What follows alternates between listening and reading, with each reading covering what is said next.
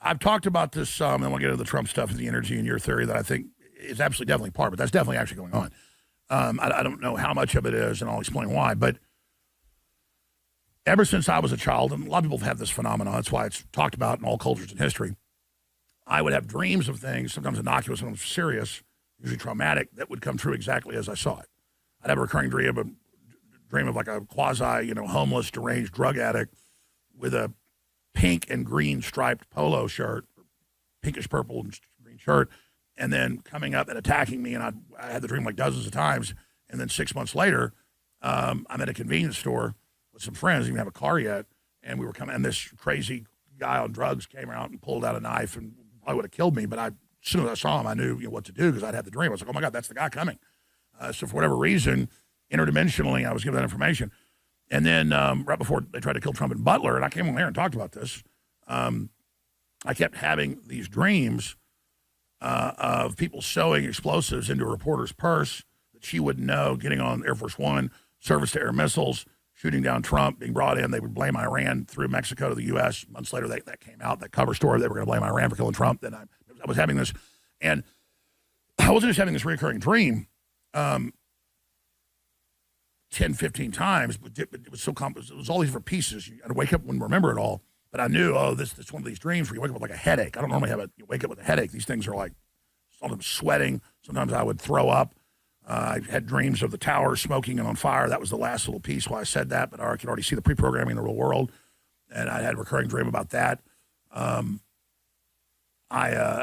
had a dream of the tower smoking and on fire the day it happened. And then I woke up and I was in the showers. I broadcast in my house then. I was already getting ready, but then I went to take a shower right before. And I said, get up in my underwear and get ready and then get shower, get rest. And I literally had the TV on and started.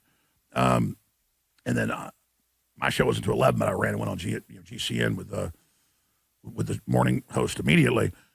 So, but right before Trump got shot, it was in June. Normally this happens 5-6 times a year, and I don't like clocks in the bedroom with me, and I usually put the cell phone turned off in the bathroom, and I would wake up, be told get up, and now go look at the clock, and I would get up. I've told the story a lot, folks, but I would get up, go turn the phone on, and it would say, okay, it's going to be this time. And the last time it happened, like 4 times in 1 week, it was 4 a.m. It said, it's going to be 4 a.m. I'm like, 4 a.m. I'm not imagining this. This is happening. I turn it on, and then God, the angel, whatever, goes, now, you're questioning this again. Start counting from 14 now. And this is instantly. So like you hear it as a voice. It's like, it's all given to you instantly. Like, and count exactly 1 Mississippi, 2 Mississippi. And at 14, and when you go to 0, it'll flip. Which so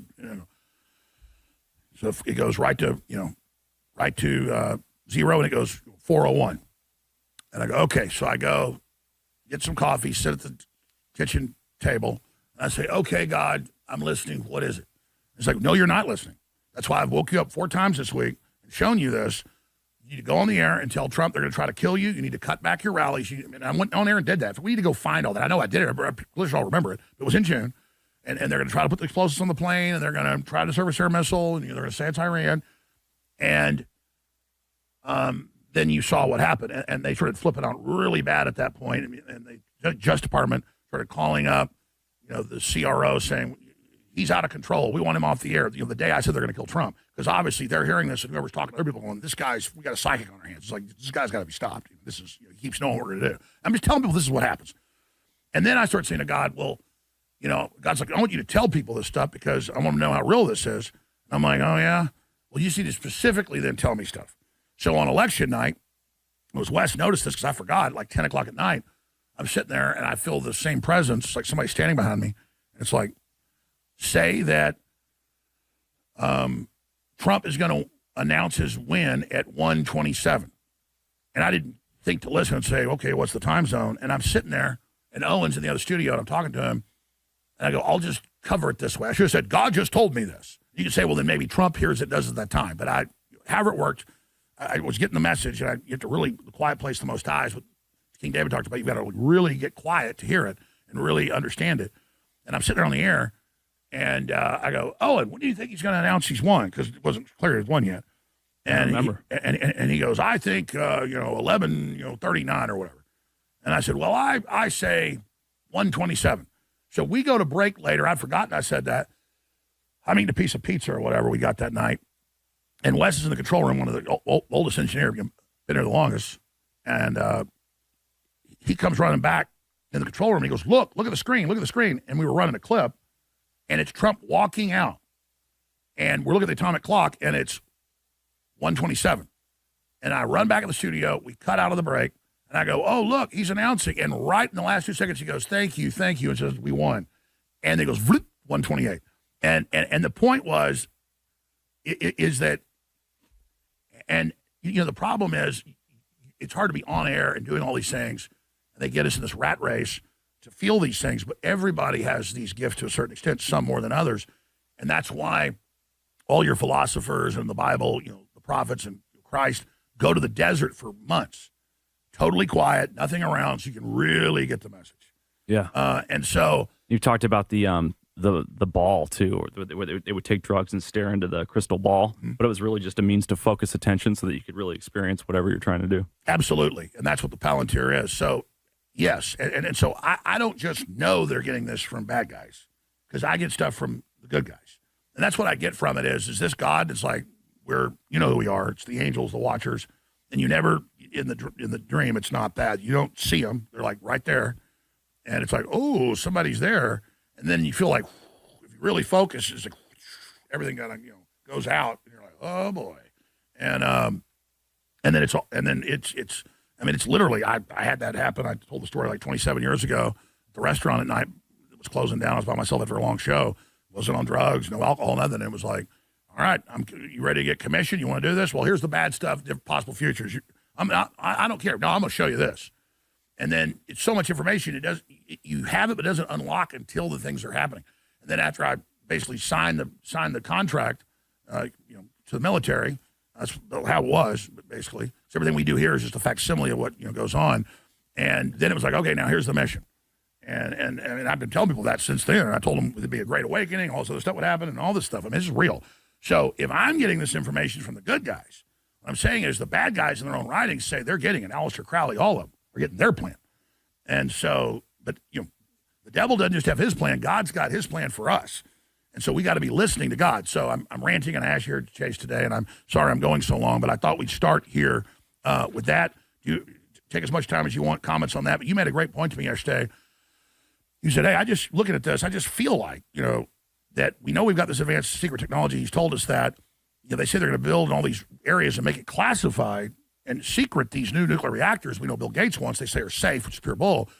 Couldn't this just be the cover for those where they want to distribute them? I said, well, that makes perfect sense. They do have these. They are deploying them. He admits they've got it. And they say, we want super amounts of power for these special projects the military is going to be doing. They don't say AI. It's not just AI. And so very, very, very exciting. And I don't want to be like Q and project, magical thinking onto this. The president's saying we have these super weapons. We have conquered space and time. We have, and his top scientist, and we know theoretically it's there. We've got the whistleblowers, the science. We see the events. We see the craft. They're just one aspect of this. This is a giant revolution.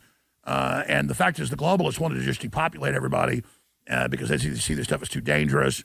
And they just want to basically play God. And Trump represents an establishment that is more egalitarian and human expansionist and is, on the good guys team. Because there's not just evil in the universe, there's also good. Chase Geiser. Well, it was one of those things yesterday, Alex, where, and I'm sure this has happened to you hundreds of times over the course of your career, where you're just kind of sitting quietly pondering the news, what's going on, and there have been maybe 5 or 6 crazy things that have happened over the last couple of weeks, and you're pondering them all. They're all loading simultaneously, and then it clicks, and you see how they're all connected.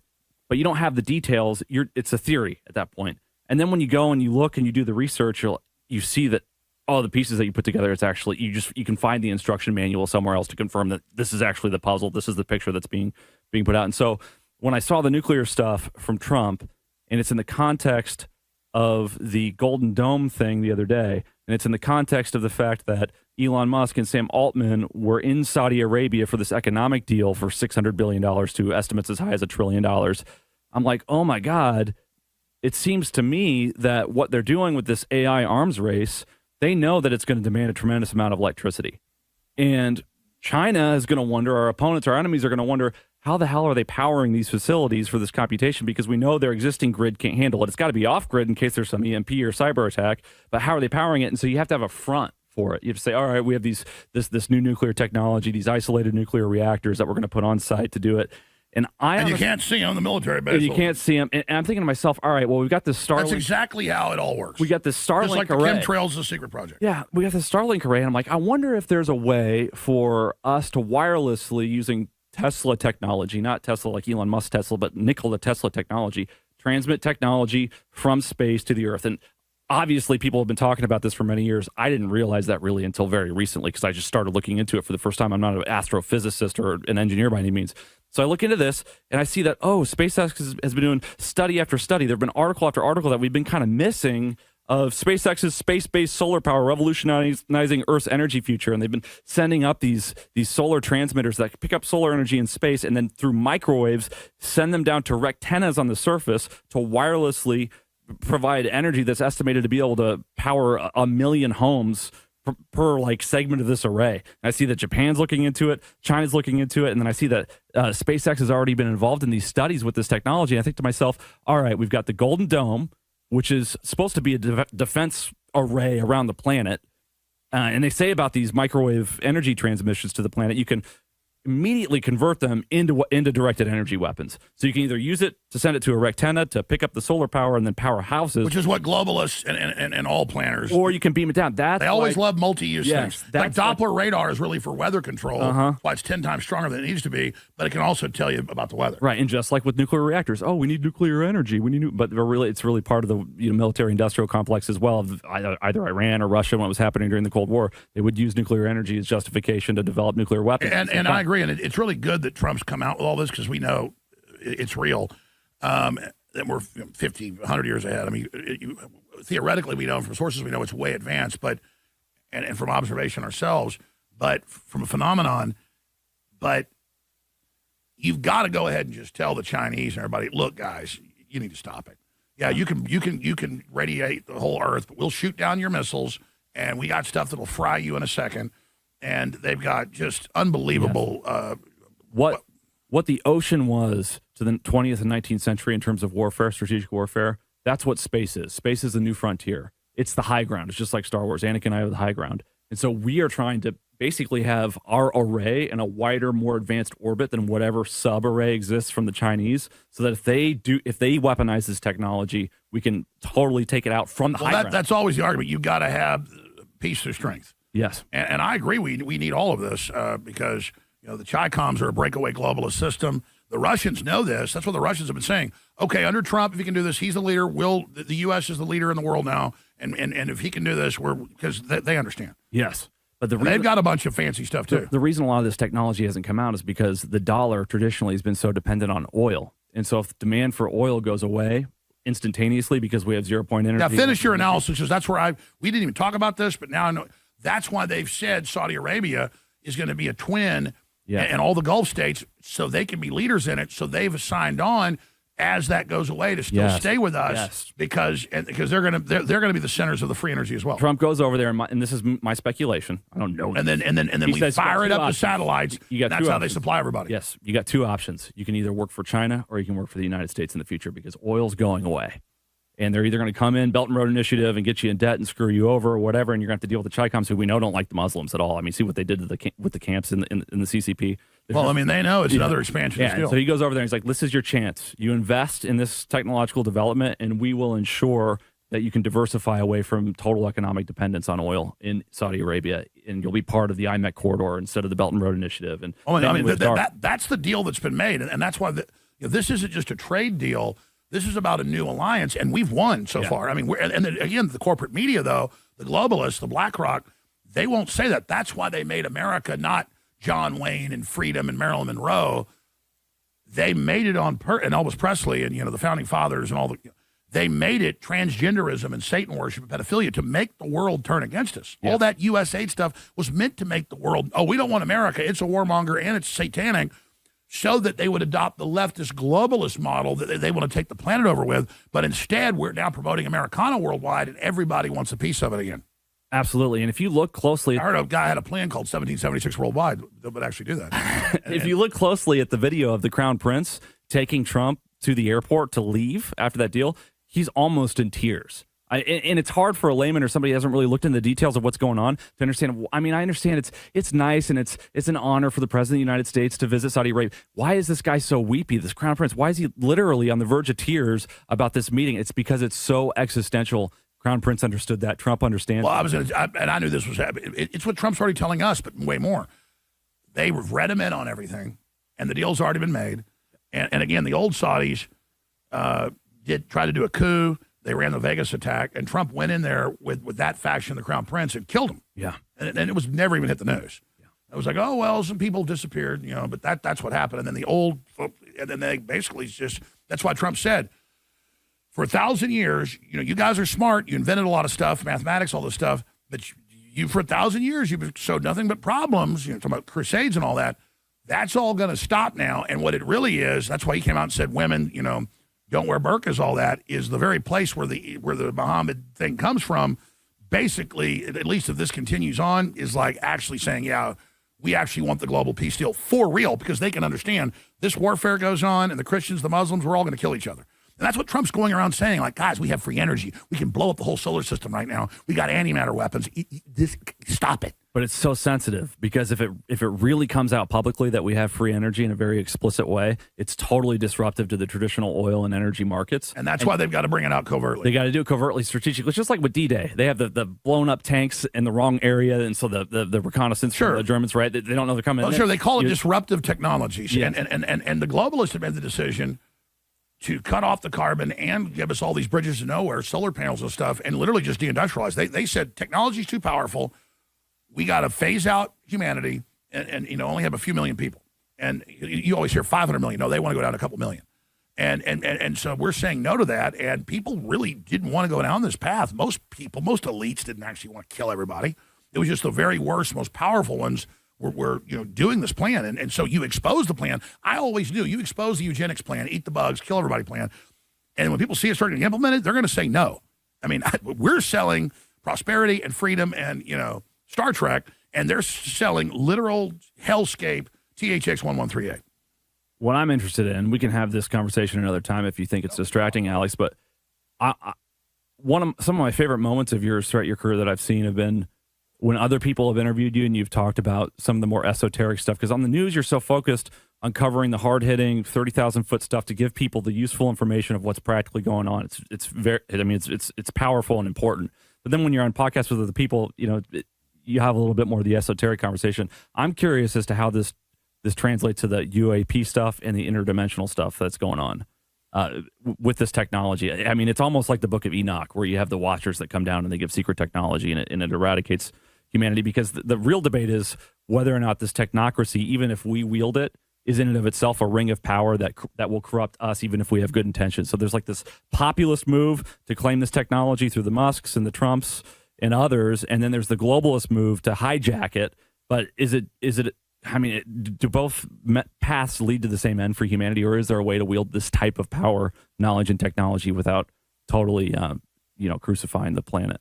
Well, that's really the big question: is whether Atlantis exists or not.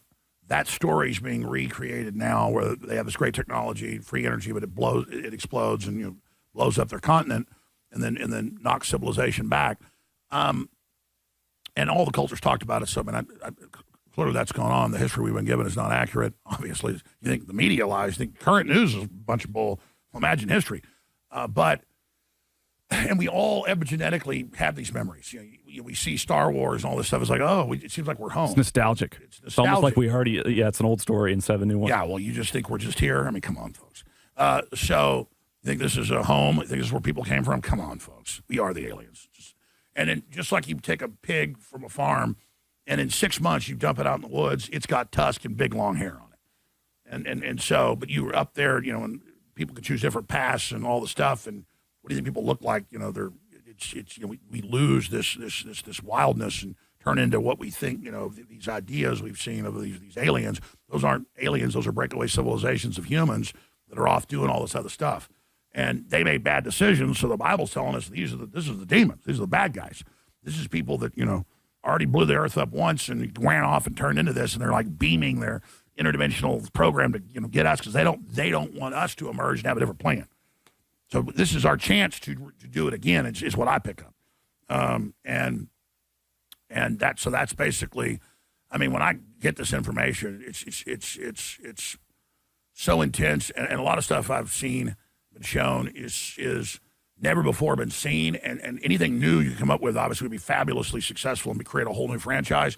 But there's certain things when I'm giving the information that's so you understand it, but I'm like, but you're not going to talk about it. And then as a test, I've even before, not to break the confidence, tried to say it, and my brain doesn't remember it when I tried to. It's like, it's like locked in. Firewall. It's only to then process other information and understand and different civilizations and things that, because we're all given free will. So there's been countless civilizations that make the wrong choice and destroy themselves, or choose to go down a dark path, and then they turn into their own thing and always try to create their own universe and then run off and build it. And then I've been able to look into those, and not pretty, which it creates a hell. So we create the hell. And then the ancients try to see this or get visions of this, and they have to like describe it from this dimensional plane, and it's not actually what it is. What about the DMT drifts that you talked about on Rogan years ago? The government DMT drifts, where they try to put people in a perpetual state to interact with. Well, they do a lot more than that. They turn their hearts off. They're basically astronauts. Wow. And I remember I talked about it on Rogan about a year later. They came out and like, oh, in Japan and the U.S., this has been going on for decades. So they had movies in the 80s. What do they seek to gain from that, though? Well, I mean, I guess God decides when to reach out to you and how. And then, but there's bad things, and for whatever reason, there's different ways to connect to them, and the veil gets lifted because obviously your eyes are picking up a lot more, but your brain filters it out because it'd be too much to see. And so that's what's happening when you're taking those hallucinogens. Is the third dimensional veil? It's in the Bible. Lift the veil, and you can then see what else is going on. Well, there's even speculation that the burning bush for Moses was a sprig of acacia, which is known to be a hallucinogenic property plant. So a lot of people think that the bush was burning, and he had this vision because of some of the properties of the actual bush. Look, all I know is I get told stuff that comes true, and I have dreams that come 100% true, and I get, and I'm sitting there like, say he will announce he won at 127, and I'm just like, and then I figure out a way to and of course it was right. Yeah. But it's not like I'm like saying this, say that. You can also see possible futures, and God's telling you that to go and change it. And so, like in Dune, I see 1,000 possible futures, but there is a narrow way. There's the one outcome that could be victorious. Yeah, but it's. I mean, look. All I know is that the bad guys do not like what Trump's doing, and then the other people, who I like a lot, who mean well. Like David Icke, he's like, well, they're still pushing AI, and they're still, they're blowing up the old system to bring in the new, and this is really the big deception. And of course, there's people in all those camps that are just opportunistic and want power and just want to build it, and they want to be in control of it. Okay, so they can dominate, and because they're scared of others having it. I can't judge Elon or Trump or any of that. I just know, how do you defend the old thing that didn't even want us to even know about it, and deploy all of it to be anti-human? And cut off energy instead of give us the free energy. And I just know that there's good in the universe and different spectrums of it. None of us are perfect. And again, the devil's biggest trick was to convince the world that good doesn't exist. It's not that he doesn't exist. First, he wants you to be hopeless. And I just can see what Trump's doing, see his pragmatic actions. And like he said last week, he said, none of this is good for my health working this hard, but they're going to blow the planet up if I don't do this. And I really want my grandkids to not, die. I mean, that's what this is. And we got up to the edge of the cliff where they're getting ready to kill everybody, basically. And because they're so scared of the technology. And Trump's like, no, we're going to roll it out, and we're going to try to stabilize it. We're going to stop all these wars. We need to quit that now. And, oh, God, see, he wants peace. He's the Antichrist. It's all this pre-programmed misinterpretations of the Bible to get people to believe we have to destroy ourselves, to believe that we're going to be losers, when it's all a warning of that possible future. And then there are permutations of it I do see happening. I mean, we have to build up and have an awakening now and try to stabilize things.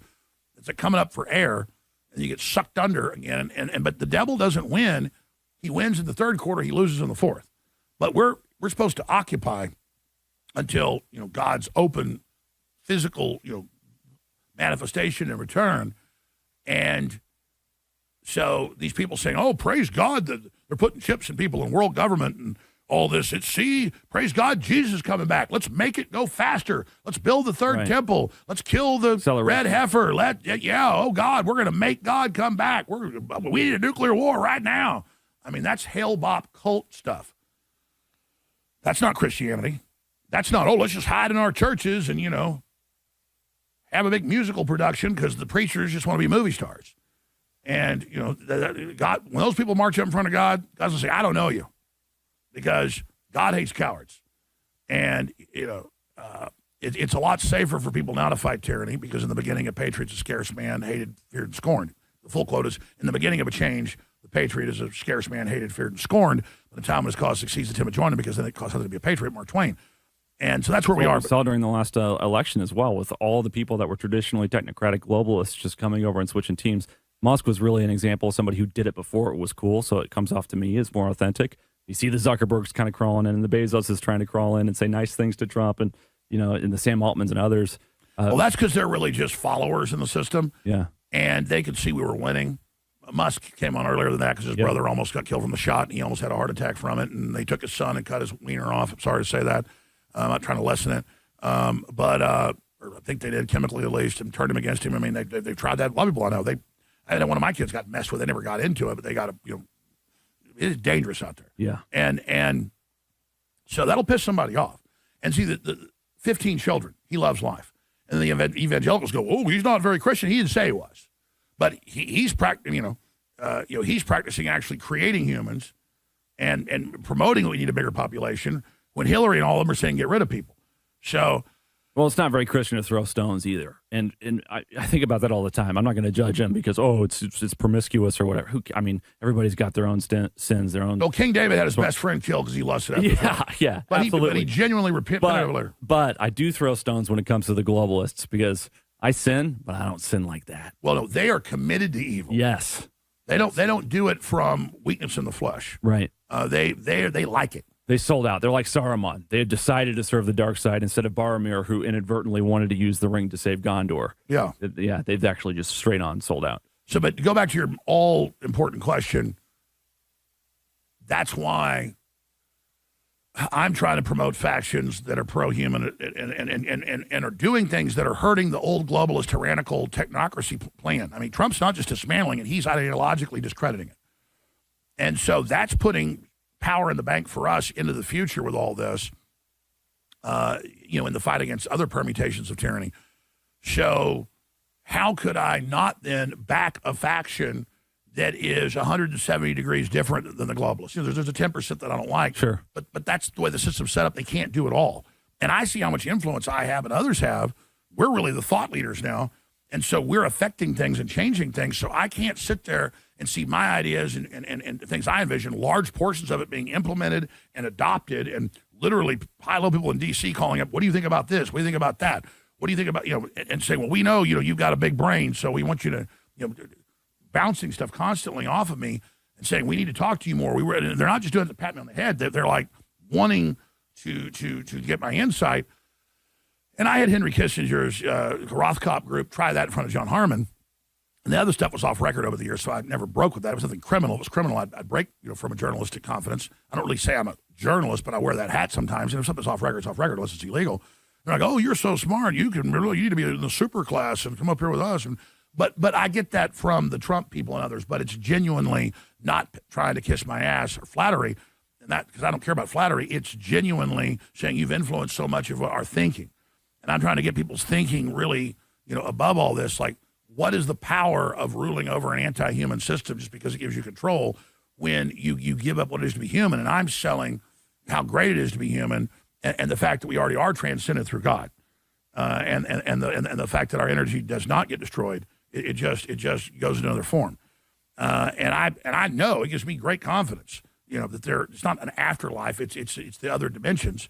And this is just a manifestation of the higher dimensions because I have experienced it. And I've told people this stuff on air, and people go, well, that's the Gnostics, or that's this, or that's Rudolf Steiner. And I'm like, I never read that. I go read it. It's like, I see their perspective, the way their minds were able to put together what basically I've seen, but with my template, with the things I've seen in a more modern context, conceptually, I'm surprised they got it that close with what they had at their time because it was all theoretical. Yeah. But now, a lot of this stuff's so theoretical, too, because it's so advanced. Seeing ancient alien civilizations, other human civilizations destroyed, wars. I mean, just you want to go into this file, that file, just all the different angles. It's just like, oh, okay, like you don't really want to look over there. You can do whatever you want. Oh, God, yeah, see, Yeah. And so, or you come over here, and then it's just such peace and completion, you never want to leave, but you don't want to be there either, do you? You need to understand that that's what eternity is. You can just be totally content forever and just bathe in God's presence, or you can go on missions. You can go explore. You can be an archaeologist throughout all time, all dimensions, all the universes. It's just blasting open. But Satanism is saying, I don't want to be part of this, and creating your own little thing. Right. I never consented to even being born. That was the argument that's been happening at the guy that bombed the. Well, that's what Satanists always say. Your God's the real Satanist. He made all this and lets all this happen by giving us free will and consciousness. He created me killing babies. See, that's your God. Well, and God doesn't have guilt, but I can tell you, it's God's purpose. But God understands that we can see that as a perspective and say, was it wrong that I created you with free will? Because I'm an artist. I'm God. And I want other creatures that I can commune with that worship me. Okay, because I love you, you love me. That's what that is. And then God says, well, did you have children? Because you don't know what's going to happen. You don't know they're going to turn into a serial killer. They're going to die someday, but they really don't. And so we're not God, but we're little g in the first book of the Bible, the image of God, made in the image. And so the image is a blueprint, or it's a shard. It's like we're a little fractal of God's consciousness. Right. That then can hit like a seed, a mustard seed, and grow this huge tree that then grows huge forest and then gives rise to all these other things. And so we're this, humans are scum, humans are bad, humans are a disease, we're crap, Hollywood, whatever we need to be got rid of. Oh, but we're making this AI that's so fabulous and wonderful. And it's all based off of humans. Yeah, exactly. So it's like it's actually a lower resolution form of us, even though it's more powerful and sophisticated in many ways. You can't say that it's superior because it's ultimately from us. Yes, and it even their most, quote, advanced AI, they build it up like it's invincible and you've got to give it all the power and you got to bow down to it. It's plagiarizing everything we're doing. Right. But really what it's doing is presenting us our unconscious and subconscious, because it can get enough nodes of that. It doesn't know what it's looking at. It doesn't conceive beauty. It's not really conscious, but it can show us as a giant neural interface with billions of people our collective unconscious. Yes. And that's really the power of it. And that's really what it is. But then its evil power, if we give it, is, and then this is where Elon goes wrong. Sure, soon he thinks it'll seeing somebody drive their own cars like seeing somebody riding a horse. Okay, well then soon seeing someone breathing for themselves will be like seeing somebody riding a horse. Why don't I have my brain put in a computer, supposedly? Why don't I have it be a cyborg? It's so much easier. You see, that's the thing of, oh, this is fallen, this has failed. We're going to perfect you with this. And it's not just science fiction. I mean, there are examples of how this dystopian reality is a reality. Like Joe Rogan's told the story a million times of the woman who had chronic pain, and they put some node on her brain where she could hit a button and it would relieve the pain, but it like caused an orgasm basically. And she got so addicted to hitting the button because of the way that it created like a downward spiral or recursive spiral of pleasure that she couldn't stop hitting the button, and she would beg people to take the device away. And then when it was away, she would beg for it back. And I could see us very feasibly 100 years from now, 50 years from now, hell, 10 years from now, getting to a place where the Matrix is more satisfying than reality, just like Cypher from the Matrix movie. When he said he wanted to be reinserted into the Matrix, not remember anything about reality. He said, make me something important, like an actor, as if an actor is important, just showing a superficiality. So I'm really concerned that humanity isn't spiritually mature enough for the technology. Well, that's it. I mean, look, in the 70s, they declassified that in the 60s, they could put a wire into a pleasure center and somebody would just never get up and just starve to death. Yes. Okay. So the issue is that, and then after you've done that, even like a few weeks, they basically are vegetables after that because your brain's not designed to be in that position. It just fries the neurons. It's not good. Just like you take, like ecstasy too much, it rots holes in your brain because it's doing a chemical reaction over and over again. And then when the other chemical it needs isn't there, it'll draw other chemicals because it's having a reaction. So Philip K. Dick, in the 70s, wrote about wireheads and cyberpunk and all that stuff. That wasn't even theoretical then. Now it's just way more advanced. And so, yeah, I break my back or my kid does. They've already got the technology, to link that up and fix that. And they're getting ready to deploy it. So it has all these wonderful things, just like guns are wonderful for shooting and hunting and defending yourself. But bad people, it's a problem. And with this totalitarian, non-transparent, anti-human system, it is deploying all of this to enslave us and control us and make us weak, so we'll be stunned as they phase us out. Like a spider, ties up its enemy first and gives them a half dose of a killer while it liquefies them before it exsanguinates them. And so that's exactly what's happening. So can we talk a little bit about, if you don't feel that it's a distraction, about the difference between China and the globalists? Because for a long time, the globalists were the focus of this information war. And now that the globalists seem to be, in many ways, frankly, defeated, not permanently, but losing, we start to see the CCP becoming more and more of a problem. A lot of people in the public see the CCP and the globalists as the same thing, but there was really a breakaway. And the CCP, despite the fact that it's communist, does believe at least in its own national sovereignty. It loves sponsoring the spread of Islam all over Europe, but it won't allow it in its own country. It's not a globalist country so much, only to the extent that it seeks world dominance, I guess. But what is the difference between the globalists and the CCP, and why are they at odds? Well, here's my frustration point with a lot of the populists and a lot of the people that only focus on Israel. Because they say, well, if you only focus on Israel, we'll defeat evil. That's just very uninformed. It's reductive. Yeah, look, China has got one of the oldest civilizations and the legalist. That's why communism fit right in, and very oppressive and very low value on life. And China was then broken up by the European powers, and they had the Boxer Rebellion and all the rest of it, and the Opium Wars.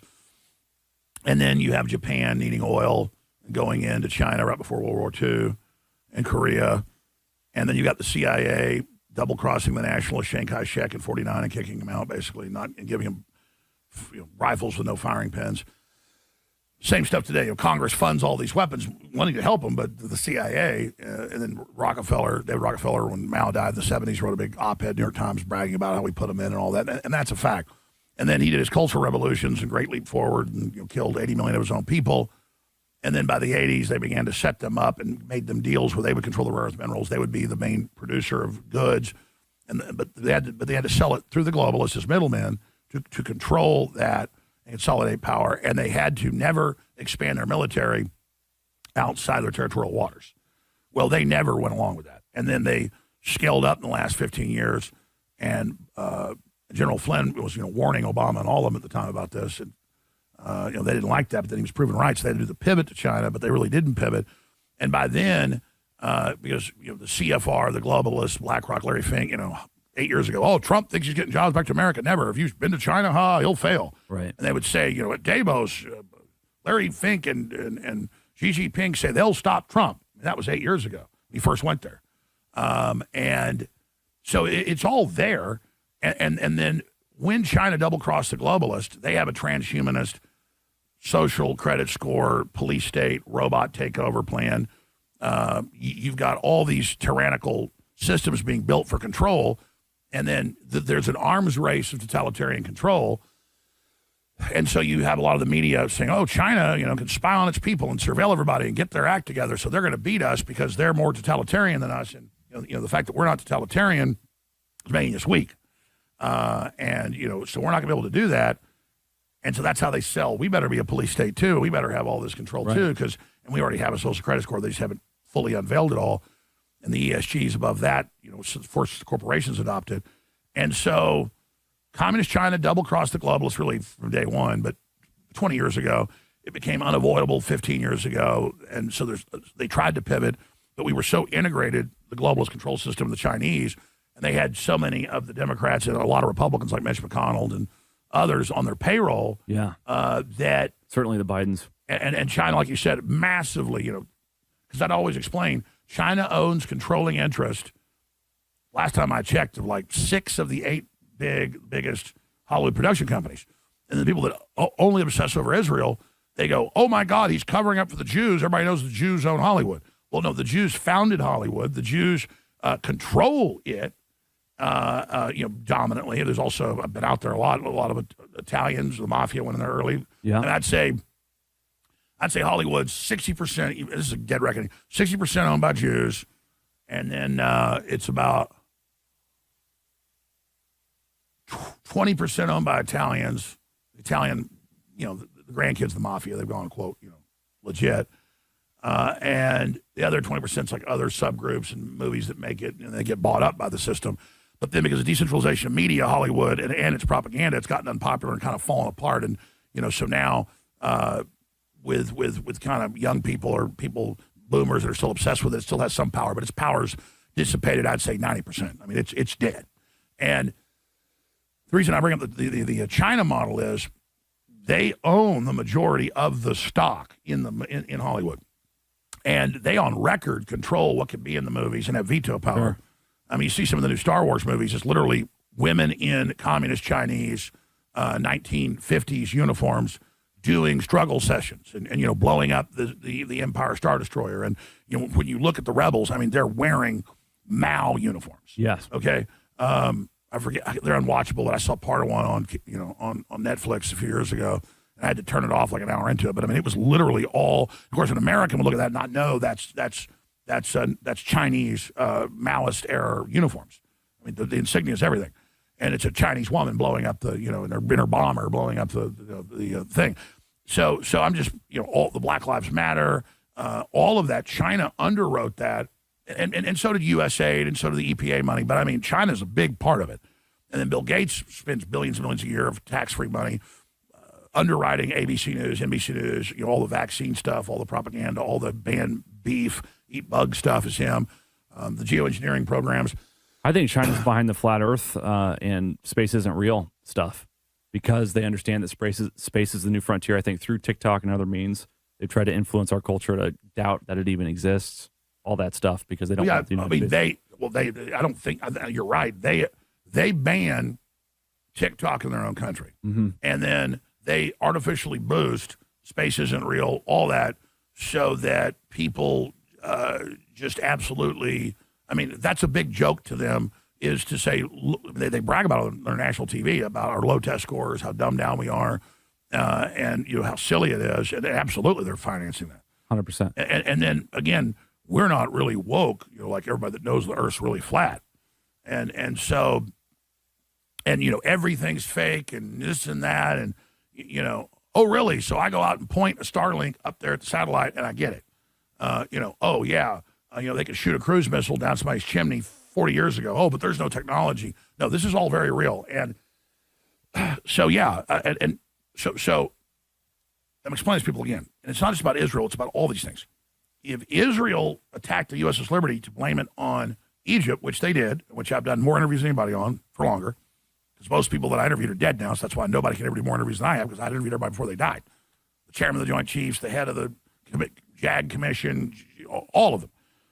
And then when I would go on and say and have them on, and LBJ got on the phone, and they go, how's he going on the phone to a ship? It's off a satellite to a radio. These people don't, just everything's, I mean, I had the Admiral on, and they launched the planes to go save them, and they say, the president says, turn them back. He goes, I'm not turning them back unless I hear from LBJ. LBJ calls 5 minutes later and says, I want that goddamn ship on the bottom. That's not saying Israel didn't attack the ship. It's explaining that they did it in concert, obviously, with LBJ, like Gulf of Tonkin they used to get into Vietnam, a like similar situation. To JFK. Yeah, exactly. It's not. It's not. No, it's the story. It's what happened. It's talking to the Admiral. So if I am sitting here exposing communist China and how they're financing the wokeism to undermine us and control us, I'm only exposing what they're doing. Swallows well, Fing, Fang, Fang, all these people, Mitch McConnell, it goes on and on, Tampon Tim. So China is a major player. It is following a AI, globalist, anti-human. Well, their population's collapsing, so they're trying to replace their own population with AI and robotics. Absolutely, and they understand, and they want to be dominant. But even Xi Jinping in the last 10 years, I mean, the globalists got mad 15 years ago, more mad about them expanding their military. They got more mad than them expanding their military when they quietly got rid of the one-child policy and then started subsidizing having 2 kids. Now they subsidize having 3 kids. And they're like, well, you agreed to kill all your people. You're a transhumanist. And Xi Jinping said no. And they're nationalists and they think they're superior and all the rest of it, which is what anybody that's going to be successful has to believe that and do that. I mean, so I'm not mad at the Chinese for being, the most homogeneous group out there. And I'm glad they're proud of themselves. There are a lot of really smart Chinese people. They're very interesting, and the rest of it. And in their history, they've never really been expansionist, but they are now. And so Islam is expansionist, and we need to reform it, which I genuinely know Saudi Arabia. You reform globalism by retaking the capital of globalism, as Alexander Dugan said on my show. And you reform Islam by getting its leaders to just, come on, man, you don't have to follow a crazy dude from 1,500 years ago. Okay, your swords running around hacking people. It needs to stop. Okay, 40% cousin marriage in a lot of those countries. Yeah, and Saudi Arabia for at least 10 years now tells Europe, don't take more Muslims in, and they actually get mad and say, we want you to deport them back to Germany, and you're not, and we'll cut their heads off. I'm not saying that's a good thing, but they're like, you got trying to clean up. Well, because they can see where this is going. So you have to have these revolutions from the leaders. You have to have it from the grassroots to inform everybody, but also that matriculates up to the leadership. And so, again, the devil's greatest trick was that good doesn't exist. We can sell freedom and expansion and survival, and we just have to do it. And so we can convince, not most of these people aren't the really evil, alien-influenced technocrats. And also, we're going to kill 80% of people. That's what they tell the outside groups that are in on it, but not read in completely. Kind of the pitch you see in Utopia, the movie right before COVID, where they tell you the plan. And then, well, it's really 90. Well, it's actually no humans. And we're just humans. Actually, all carbon's bad. And people sit back and go, I really like my kids. I really like my great-grandparents. Yeah. I'm proud of being a human. I like this. I don't want to give up my humanity. If some people want to go on these journeys, they can do that. There's dangerous technology. They're going to need to go to, there'll be this colony over here and that colony over there. And you want to go do this and be in cyborg land, and you want to go over here. That's what's going to happen is, just like the original colonies were different groups of people and things that wanted to do things different, space is going to be that 10.0. Well, that's what's wild when you look at Mark Carney, because Mark Carney, on the one hand, says 70% of the world's carbon needs to remain underground. And then on the other hand, he advocates for a central bank digital currency. And I'm thinking to myself, what do those two issues have to do with each other? Why is he an expert on the climate and simultaneously an expert on the nature of the NEO economy in a post-apocalypse world? And it occurred to me like, oh my God, these environmentalists, not the street-level thugs, but at the high levels, were advocating for green energy because they're trying to subvert the dollar as a global reserve currency so they can institute a central bank digital currency. Well, they admit that. But you figured it out just from reverse engineering it. Yeah. They admit all this. That's wild. And they were doing wokeism to discredit America so people would dump the dollar. This is all deliberate sabotage. Man. And that's why it's so easy for Trump to turn it around if he can just administratively get things done, because all he's doing is taking the boot off our neck. And then there's all these other players that were scared and were mainly just opportunistic and going along with the globalists. But as they saw them start a nuclear war with Russia and all this. Yeah, Pakistan, India, Iran. And they're like, this isn't going to work. It's like 4 or 5 months ago at the World Government Summit, which doesn't exist, of course, the WEF put on, Elon's there again, or via video link, and he says, normally when cycles come to an end like this, there's giant wars for the reset. We can't do that. We'll kill all ourselves. So we have to innovate out of this quickly and be very honest about it, or we're all going to die. And that's really what he said on Joe Rogan. It's what I've been saying forever. And it's not that he's saying what I say. It's just how history works. Like, this is known, okay? And so for people that, don't study history and don't understand this stuff, it sounds like, oh, how's this guy claim he knows all this stuff? How's he, because they don't have enough pieces of it to understand the basic formulas. And the way to innovate out of all this is free energy, near free energy. You still got to have the facilities and the distribution systems. And then we've got to, deal with the fact that we need more people to stabilize this and have technology built and programmed to serve us. And then we can send these AI armadas out to build us turnkey giant orbital space stations, the classic rings with gravity. It's basically unlimited. You look how far we've come in 100 years just with space and aeronautics.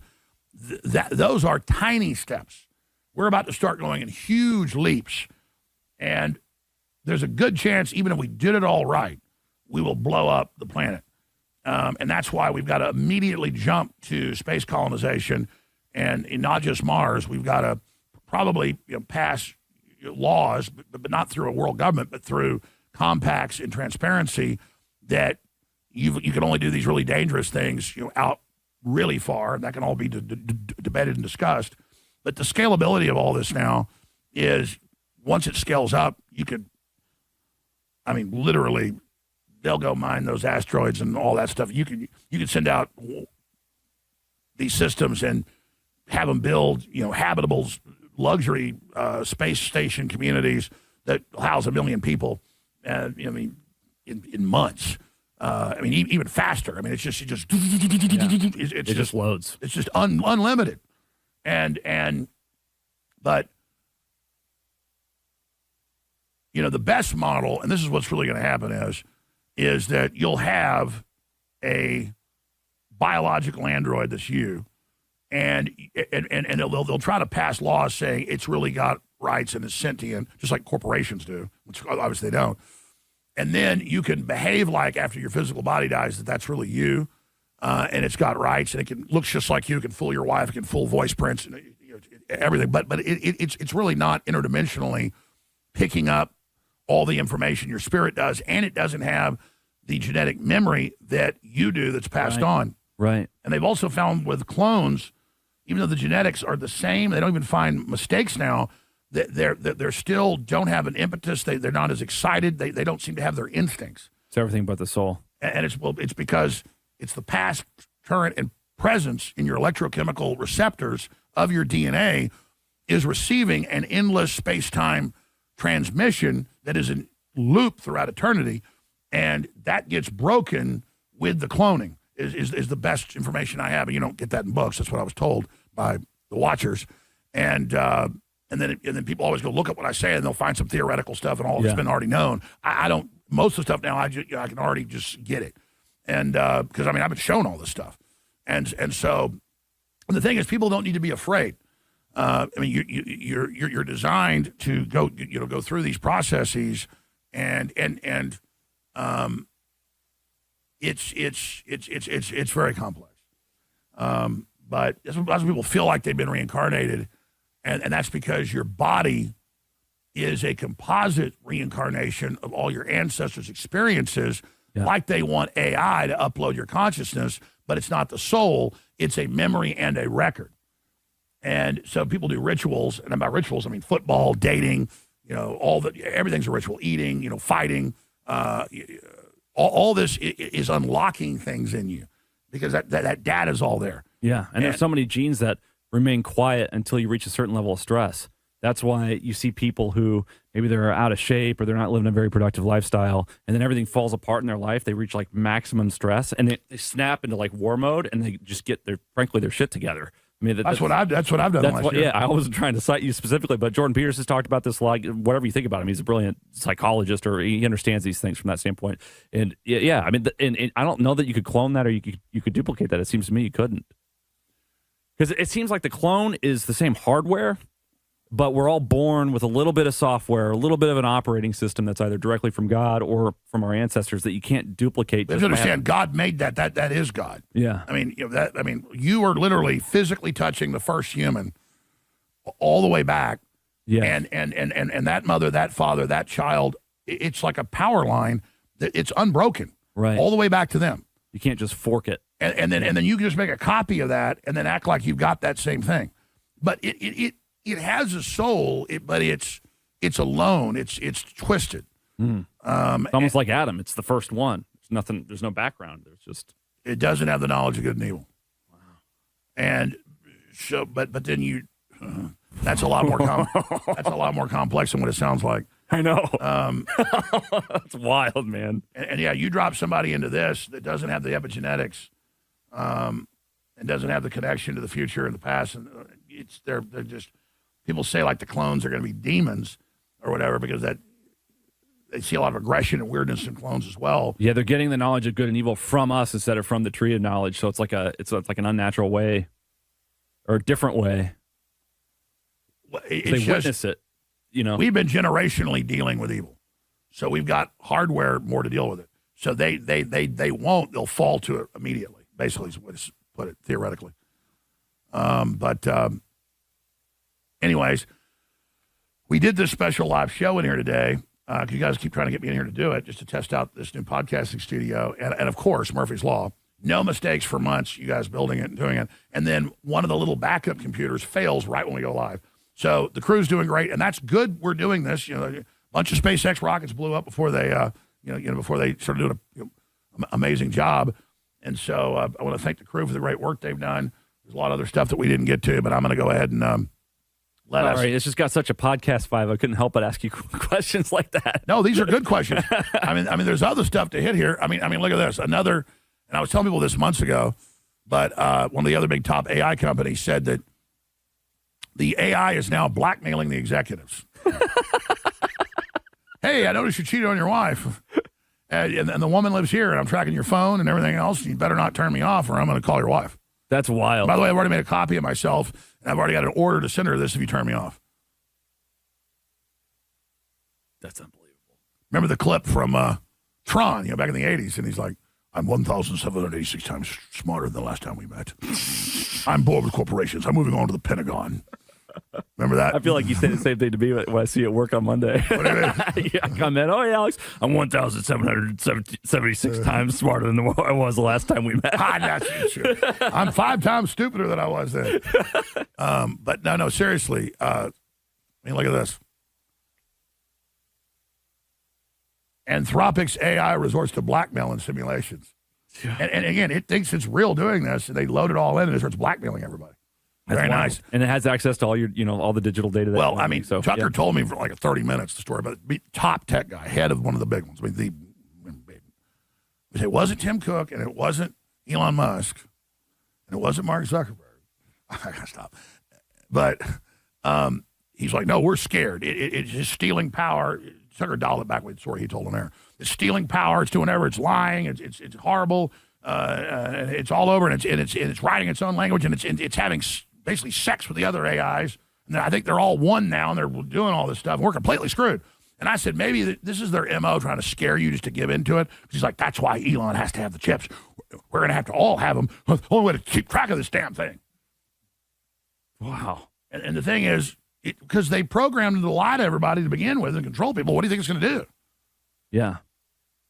Well, I mean, it's just like the Matrix. Ultimately, that is the debate. Are we going to control it, or is it going to control us?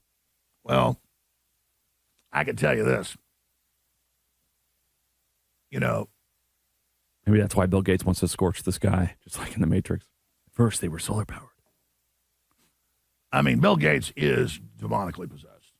That's an alien. I'm not convinced that he's a human being. He doesn't give me that vibe. That's why you look at him. And I've seen what David Icke talks about when people sit there and their eyes go black. Yeah. I mean, I've seen it. And, they get taken over. I mean, Bill Gates is not a human. It's just cells. He's there. But no, he's an alien. He's like a gremlin model. And like people on DMT see all the gremlins everywhere. He's Mescalito. And I mean, that's what C.S. Lewis wrote, in his book 70, 80 years ago. He didn't just write the Narnia stuff. He wrote like screw tape letters. Well, he also wrote, I read part of it. It's like a trilogy or more. Guys, look up C.S. Lewis's science fiction books. Anyways, and yeah, where you can go to like the planet that's if they'd never eaten from the Garden of Eden and stuff like that. Yes, but the aliens are the demons, and everywhere they're trying to get humans to advance technology, but only if we'll agree to depopulate. And then you notice, the books are put out. Arthur C. Clarke, it's always the same story like Childhood's End. You get to be God, but you got to be in a machine. You got to give the bodies up. And so how did C.S. Lewis 80, 90 years ago say, The aliens are demons, and they're going to want you to depopulate and give your bodies up. Well, you can the logically space trilogy. You can logically put 1945. If God's 43, so that's 80 years ago. If God's first act was to create everything and humanity, then the definition of Satanism, the antithesis of God, would be to try to destroy creation. Well, I need to reread those books because I think I read 2 of them back when I was like 12 or something. But now Harrison loves them. Harrison says they're brilliant. Now just reading the synopsis, it's basically, well, where do you think C.S. Lewis got this? God told him. And then we're getting the same message. And then, I mean, back then, there's going to be a big depopulation movement, and they're going to talk to, I mean, every time people get on the DMT enough, these creatures come and they say, listen, we love you, peace, everything's great, but you need to get rid of it. There's too many people. And by the way, you need to screw your kids. So they just want us to, that's the litmus test. Will you hurt your children? Will you hurt your species? We'll give you knowledge, just kill the kids. And then in childhood's end, these creatures come, these big spaceships, they give us life extension, everything, but they want the children segregated off so they can educate them for this leap. And then the children finally learn, no, you're going to give your body up, and then this big ship comes, and you get on board, and we blow the planet up. And then there's the cult of the Christians stay on the planet, and they blow it up. It's very nice, huh? It's not for me. And again, Arthur C. Clarke envisioned that he's the inventor of the telecommunications satellite, theoretically. And he was a pedophile. It's on record. That's why he moved to like Sri Lanka where he could do it. And it's the same MO over and over again. Unbelievable. Yeah, it is a cult. It's a transmission. It's a signal. And that's why Jay Dyer I had no idea that I was going to be covering AI and was doing the exact same subject. And he had it all planned, didn't tell us. He didn't tell me he was coming on about it, but have him on. Mm-hmm. And he's a genius. But I was covering the exact same thing. Like that last 2 hours yesterday was very important. And because I'm explaining it all from my visions and looking at it all, and then he goes, here's all their books saying it all. And that's the thing is, I mean, this is we know what it is. And again, it's not that AI itself is bad. They're calling it artificial intelligence when it is, as it's being rolled out, a giant machine-human mass cybernetic interface that is being implemented to control us and manipulate our behavior and make us obsolete. Can the people who think that they're in control of AI actually control it? I mean, does it go globalist AI and then masses, or does it eventually just become the AI takeover? Oh, no. I mean, they'll program the AI to control the stoplights and the computers and the guidance systems, and then it's in control of the dams and everything else. And then if it wanted to, it could just shut down society. You should never centralize. What if it breaks? What if there's a solar flare? Right. You want to have analog. You want to have backup. But because it's an anti-human project, and because a cyber attack would make COVID look like a minor convenience, that's what they're teeing us up for. That's why they're building all the bunkers. And that's why in the last 10 years, all these rich people went, we all got to get bunkers. You're going to turn the power off and have these wars, and we're going to reemerge. Dr. Strangelove. That's Curtis LeMay and Ellen Lemonster came to Eisenhower and said, we want to have a nuclear war, and we'll emerge from the mine shafts and the underground bases, and we'll beat them. Not saying we'll get 10, 20 million people killed in the U.S. alone. And but then, meanwhile, there's the metaphor for the doomsday bomb. Well, the Russians had actually jacketed huge hydrogen bombs with cobalt, and you just did a couple of those. The surface of the Earth's uninhabitable for thousands of years. I mean, it's still you detonate a hydrogen bomb with cobalt around it. I mean, it's the most radioactive stuff there is. You get hit with one particle of that, you're dead in a month. Right, and the particles laying around just radiate. It blasting particles out that'll just, I mean, look, that's why they detonate hydrogen bombs. You also get a better blast radius, but you bomb a city with a hydrogen bomb, you detonate a hydrogen bomb at ground zero. All the metals and all the stuff it interacts with during the chain reaction, it throws off the most horrible radioactive isotopes you can imagine. So, it's not good. So, of course, nuclear weapons aren't real either, and jumbo jets aren't real, and it's all a matrix we're in, and the Earth's flat. Oh, yeah, there's no nuclear weapons. What's the deal with that giant hole the Russians built like 50 or 60 years ago? You know what I'm talking about? They tried to see how far down they could dig. Yeah, and then literally the demons are like, yeah. I don't know if that part's true. No, that's what happened. They lowered a thing down in it. That was confirmed. Man, That's how were just they doing sounds that? of the earth. Just to see what the hell was going on at the core? That's what scientists do. Why they do Operation Fishbowl. They tried to ignite the atmosphere the U.S. did with hydrogen bombs. Yeah. They tried to blow a hole in that Allen radiation belt. Just to see what would happen. They said there was a small chance it would ignite the whole global atmosphere, but they still did it.